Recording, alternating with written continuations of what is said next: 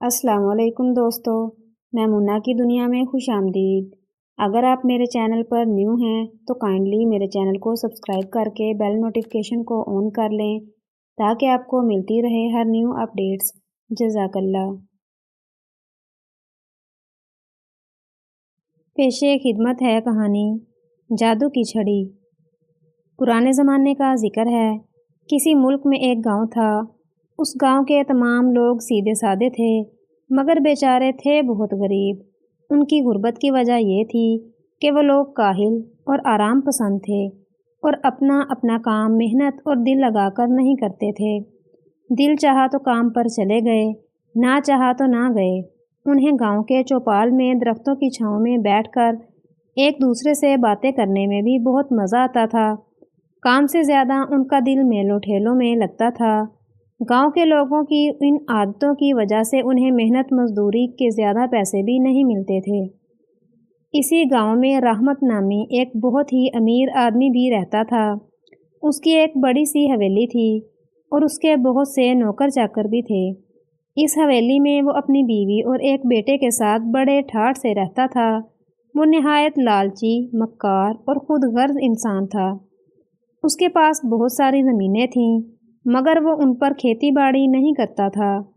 اب ذہن میں یہ خیال پیدا ہوتا تھا کہ جب وہ کھیتی باڑی بھی نہیں کرتا تو اس کے پاس اتنی دولت کیسے آ گئی تھی کہ وہ گاؤں کا سب سے امیر کبیر شخص بن گیا۔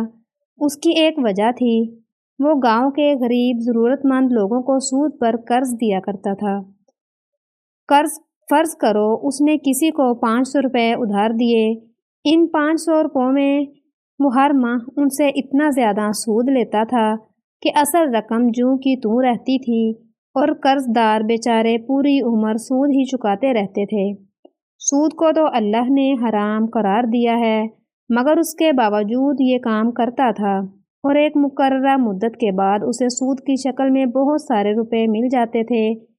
جو لوگ اس کو سود کی رقم دینے میں ناکام رہتے انہیں اس کے کارندے ہنٹروں سے پیٹا کرتے تھے۔ گاؤں میں کوئی شخص بھی اسے اچھا نہیں سمجھتا تھا کیونکہ اس کے ظلم و ستم کی وجہ سے وہ لوگ بہت پریشان تھے۔ ایک روز کا ذکر ہے، تیز بارش کی وجہ سے ہر طرف جل تھل ہو گئی تھی۔ کئی دن سے جاری بارشیں تھوڑی دیر کے لیے رک گئی تھیں۔ ایسے میں ایک چھوٹا سا بونا بھیگتا بھاگتا اپنے چھوٹے سے خوبصورت گھوڑے پر سوار اس گاؤں میں داخل ہوا۔ اس کے جسم پر سرخ قمیض، نیلا پاجامہ، پیلے رنگ کی لمبوتری ٹوپی اور پیروں میں نوکیلے رنگ برنگے لانگ شوز تھے۔ اس نے سوچا جب تک بارشوں کا موسم ختم نہیں ہو جاتا وہ کسی سرائے میں ٹھہر جائے گا۔ اسے اپنے گھر جانا تھا جو بہت دور پرستان میں تھا اور بارشوں میں سفر کرنا بہت مشکل کام ہوتا ہے۔ وہ کسی سرائے کی تلاش میں ادھر ادھر پھرنے لگا۔ اچانک ایک جگہ اس نے بہت سارے لوگوں کا جمگھٹا دیکھا۔ شاید وہ گاؤں کی چوپال تھی۔ بہت سارے لوگ ایک گھیرے کی شکل میں وہاں کھڑے تھے۔ بونا بھی حال حوال معلوم کرنے کے لیے ان کے پاس جا کر کھڑا ہو گیا۔ اس نے دیکھا کہ رحمت کے کارندوں نے چند غریب گاؤں والوں کو پکڑ رکھا ہے اور انہیں ہنٹروں سے خوب مار رہے ہیں۔ وہ غریب چیخ چیخ کر دہائیاں دے رہے تھے کہ ان پر یہ ظلم نہ کیا جائے مگر مارنے والوں پر ان کی دہائیوں کا کوئی اثر نہیں ہو رہا تھا۔ رحمت بھی اپنے 4-5 سالہ بیٹے کے ساتھ وہاں موجود تھا اور یہ تماشا دیکھ رہا تھا۔ بونا یہ منظر دیکھ کر فوراً اپنے گھوڑے سے اترا اور بھیڑ کو چیرتا ہوا رحمت کے قریب پہنچ گیا۔ رحمت نے اسے دیکھا تو بولا، او بونے، تو یہاں کیا لینے آیا ہے؟ یہاں سے چلا جا ورنہ لوگوں کے پاؤں تلے کچل کر مارا جائے گا۔ تم ان غریبوں پر کیوں ظلم کر رہے ہو؟ بونے نے اپنی باریک مگر تیز آواز میں پوچھا۔ تو اپنی راہ لے، تجھے اس سے کیا؟ یہ لوگ میرے مقروض ہیں اور اصل رقم تو ایک طرف رہی، سود کے پیسے بھی نہیں دے رہے، اسی لیے میرے ملازم انہیں سزا دے رہے ہیں۔ تو نے اگر میرے کام میں مداخلت کی تو اپنے آدمیوں سے کہہ کر تیری بھی پٹائی لگوا دوں گا۔ اس رئیس آدمی نے بڑی رعونت سے کہا۔ یہ سن کر بونا مسکرایا اور بولا، تم مجھے نہیں جانتے، اگر جانتے ہوتے تو ایسی بات نہ کرتے۔ رحمت نے کہا، کیوں نہیں جانتا؟ تم بالشت بھر کے ایک بونے ہو میں چاہوں تو تمہیں یہیں کھڑے کھڑے کانوں سے پکڑ کر پھینکوں تو سیدھے دریا میں جا گرو۔ اس کی بات ختم ہوئی تو بونے نے اپنی کمر میں بندھی چھوٹی سی چھڑی نکالی اور اس سے رحمت کے 4-5 سال کے بیٹے کی طرف اشارہ کیا۔ وہ بچہ فضا میں بلند ہوا اور زمین سے کچھ اوپر جا کر ہوا میں معلق ہو گیا۔ اس اچانک افداد سے بچہ خوفزدہ ہو گیا تھا اور مارے ڈر کے زور زور سے رونے لگا۔ رحمت نے یہ منظر دیکھا تو اس کے ہوش اڑ گئے۔ وہ زور سے چلایا، بدمعاش بونے، تو مجھے کوئی جادوگر معلوم دیتا ہے۔ میرے بیٹے کو نیچے اتار دے ورنہ بہت برا حشر کروں گا۔ یہ کہہ کر اس نے اپنے کارندوں کو اشارہ کیا۔ اس کے کارندوں کے دل پر بونے کی دہشت سوار ہو گئی تھی۔ وہ اپنی جگہ سے ٹس سے مس نہیں ہوئے بلکہ انہوں نے اپنے ہنٹر بھی زمین پر پھینک دیے۔ ان میں سے ایک نے کہا، یہ بونا کوئی جادوگر ہے، ہم تمہارے کہنے سے اس پر ہاتھ نہیں اٹھائیں گے۔ اس نے غصے میں آ کر ہمیں کتا بلی بنا دیا تو ہم کیا کریں گے؟ اس گاؤں کے بچے بہت بدمعاش ہیں، کتے بلیوں کو دیکھ لیں تو انہیں پتھر مارنے لگ جاتے ہیں۔ ٹھیک ہے حرام خورو، میں ہی اس کا کچھ انتظام کرتا ہوں۔ یہ کہہ کر رحمت بونے پر جھپٹا، مگر یہ کیا، ابھی وہ اس کے نزدیک بھی نہیں پہنچا تھا کہ بونے نے چھڑی کا رخ اس کی طرف کر کے اسے ہلکے سے گھمایا۔ رحمت کسی غبارے کی مانند فضا میں بلند ہوا اور اپنے بیٹے کے نزدیک جا کر رک گیا۔ اس کا بیٹا اسے چمٹ گیا اور پہلے سے بھی زیادہ چیخ چیخ کر رونے لگا۔ آس پاس کھڑے لوگوں نے انہیں زمین سے اتنی بلندی پر دیکھا تو آنکھیں پھاڑ پھاڑ کر حیرت سے انہیں دیکھنے لگے۔ انہیں اندازہ ہو گیا تھا کہ بونا کوئی جادوگر ہے اور اس ظالم اور لالچی انسان کو سزا دینے کے لیے اس نے سب کچھ کیا ہے۔ بونے نے اپنے گھوڑے پر سوار ہوتے ہوئے کہا، او لالچی انسان، اب تو تم یوں ہی اوپر ٹنگا رہے اور اس نے اس گاؤں کے مجبور اور بے کس لوگوں پر بڑا ظلم کیا ہے۔ تیری یہی سزا ہے۔ میں تو اب چلتا ہوں، تھوڑی دیر میں بارش شروع ہو جائے گی، مزے سے اس کا لطف اٹھانا۔ رحمت نے جو یہ سنا تو وہ گڑ گڑانے لگا، اچھے بونے، تم شکل و صورت سے تو ایک نیک دل بونے لگتے ہو، پھر مجھ پر اتنا ظلم کیوں کر رہے ہو؟ ٹھنڈ بہت ہے، اگر بارش بھی شروع ہو گئی تو میرا اور میرے بیٹے کا برا حال ہو جائے گا۔ یہ ظلم نہیں، تمہارے کیے کی سزا ہے۔ تم نے تھوڑی تھوڑی رقمیں قرضہ دے کر زندگی بھر کے لیے گاؤں کے بہت سے معصوم لوگوں کو اپنا غلام بنا لیا ہے۔ وہ قرضے سے کہیں زیادہ رقم تمہیں سود کی شکل میں دے چکے ہیں، مگر تم ان کی جان ہی نہیں چھوڑ رہے۔ تمہارا بچہ تو چھوٹا اور معصوم ہے، اس لیے میں اسے نیچے اتار دیتا ہوں، مگر تم یوں ہی لٹکے رہو گے۔ بونے نے یہ کہہ کر اپنی جادو کی چھڑی کو پھر حرکت دی اور پھر رحمت کا بیٹا دھیرے دھیرے زمین کی طرف آنے لگا۔ اس کے پاؤں زمین سے لگے تو وہ امی امی کہتا ہوا سیدھا اپنی حویلی کی طرف بھاگ گیا۔ رحمت فضا میں معلق بے بسی سے بونے کو دیکھے جا رہا تھا۔ تھوڑی دیر بعد اس نے کہا، مجھے نیچے اتار دو، میں تمہیں اتنی دولت دوں گا کہ تم زندگی بھر عیش کرو گے۔ مجھے ایسی دولت نہیں چاہیے جو تم نے غریبوں کا خون چوس کر اور ان کی بددعائیں لے لے کر جمع کی ہے۔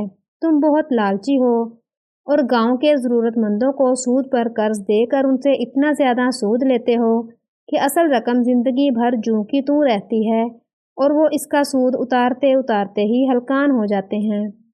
اپنی غربت کی وجہ سے جب وہ تمہیں رقم نہیں دیتے ہیں تو تم اپنے بدمعاش ملازموں سے ان کو سزا دلواتے ہو۔ یہ کہتے کہتے بونے نے زمین پر پڑے ہنٹروں کی طرف دیکھا اور چھڑی سے اشارہ کیا۔ سارے ہنٹر زمین پر سے اٹھے اور رحمت کے ان کارندوں پر برسنے لگے جو کچھ دیر پہلے غریب اور بے قصور لوگوں کو مار رہے تھے۔ ان کی دردناک چیخیں فضا میں بلند ہونے لگیں۔ قریب کھڑے لوگ حیرت بھری نظروں سے یہ سب دیکھ رہے تھے۔ وہ بہت خوش تھے اور بونے کو دعائیں دے رہے تھے۔ جب ہنٹروں سے مار کھا کھا کر وہ لوگ ادھر ادموئے ہو گئے